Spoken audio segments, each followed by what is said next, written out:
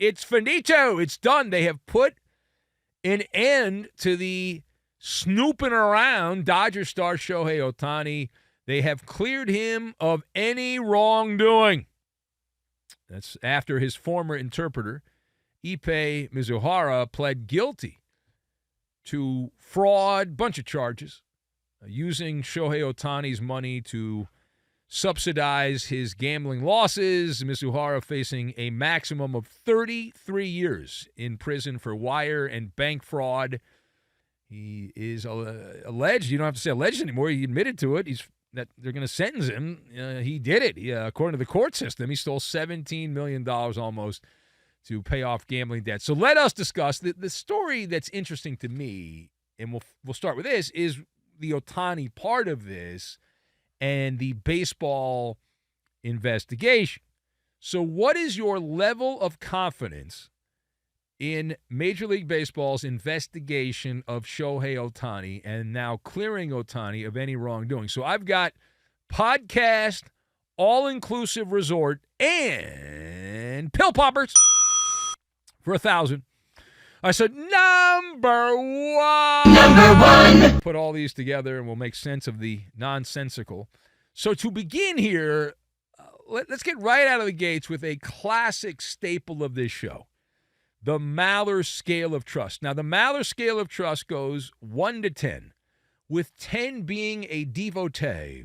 You are believing every word of the gospel at a 10. So to answer the question of where I am on confidence-wise, Maller scale of trust, Shohei Ohtani, baseball investigation, I am at a 2. I am at a 2 for this. And here's why. Track record. That's why. Rob Manfred, the commissioner of Major League Baseball, and the investigative arm, Keystone Cops. That's what they are. And this is coming from someone that likes the Dodgers. Okay, so you think, well, I can't believe you have this take. I'm just saying. When baseball's investigating, I don't feel very confident. Well, why would the feds let Ohtani get away with it? I'm not saying they did. I don't trust baseball. Now, for illustration purposes only, Major League Baseball, let's go back a couple years back. I think the year was 2017, if I remember correctly. It's about 7 years. Major League Baseball was getting complaints from teams around the American League.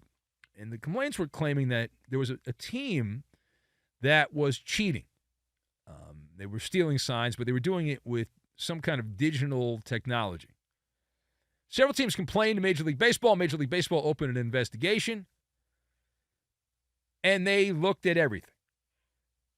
They found nothing, right? While observing games in which the Astros, players were using contraband, like trash cans, for example, whistles. It's alleged that buzzers were involved by some to send signs via video monitor to a player in the not the on-deck circle, in the batter's box. Major League Baseball, watching the team cheat, watching them violate the sanctity of the rule book, Major League Baseball ruled everything is kosher. We're all good. Nothing to worry about. Nothing to see here. Move on. It was only after a whistleblower, Mike Fiers, an American hero in sports anyway, who came out and said, yeah, I was on the team, and these douchebags, here's what they did. My favorite part of that investigation by Major League Baseball is it didn't happen until, I think it was 2 years after the 2017 World Series, if I remember correctly. I think it was like 2019, when the poopy hit the fanny, if you will. And in the World Series video produced by MLB Productions, BAM Productions, all right, they showed the table the Astros were using to cheat. They put it in the video. So am I supposed to believe Major League Baseball? Come on. They do these probes blindfolded. They do. They don't have subpoena power. And it's like that quote from Keyshawn Johnson when Peyton Manning was using his wife as a drug mule, according to the documentary The Dark Side. And Keyshawn Johnson a toady at the time for the NFL, said if Peyton Manning said he didn't do it, if he said he didn't do it, it didn't happen. And if it didn't happen, he didn't do it. That's it. It's like, okay. So to me, this story about Ohtani, it will go away. It'll be on a true crime podcast. It's on the back burner. It's a cold case. Every once in a while, a cold case comes back. And if Ohtani was more involved in this, chances are that someone's going to sing like a canary and we'll get more information. Right now, no. Right? The way the story's being presented, Ohtani's not a gambler. He's just an idiot. He's obtuse. Under his nose, you can steal $17 million, and he's so bad financially, he didn't even look. That's it. All right, now, page 2. So how much jail time, riddle me this, Batman, how much jail time is Shohei Ohtani's interpreter, or former interpreter, going to get? A lot of headlines, it's called clickbait on the interweb, that say Ippei Mizuhara is facing up to 33 years in prison. Now, you know, and I know, that the greatest weasel term, up to, people read it, they hear it, they don't pay attention to it, up to 50% off. You go shop, you click on the website, you click the little cart icon to check out, and it's 2% off. But it said up to 50%. Yeah, well, you get 2%. Weasel. Pop goes the weasel. So while technically true, Ohtani's former interpreter is facing 33 years in prison, it's not based on any reality. So I sent some messages out, and believe it or not, there are people that are like real smart people, I think. I don't know. They claim they have like degrees and stuff, and they're like lawyers and stuff. They claim to know me, but if you ask them, they'll say they don't know me. So I sent some messages out. I was like, well, how much time is he actually going to get? So they looked up some numbers here, and they say, well, he did admit his guilt, and, whether it's true or imagined or whatever, and whether he embellished how deep it was, and whether he was completely responsible. But from what I got back, the feedback I got back, as I understand it, based on the federal sentencing guidelines, taking into account his offense, the lack of criminal history, which is always something people look at in these cases.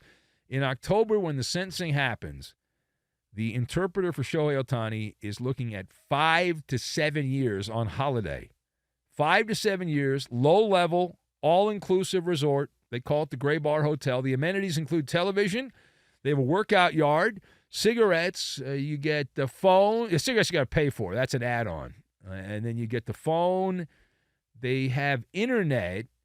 That's extra. Now, you may get shanked, right? That's not good. And you probably have to be on guard in certain locations in the prison. But other than that, everything's taken care of. Yeah. All right. Now, final point.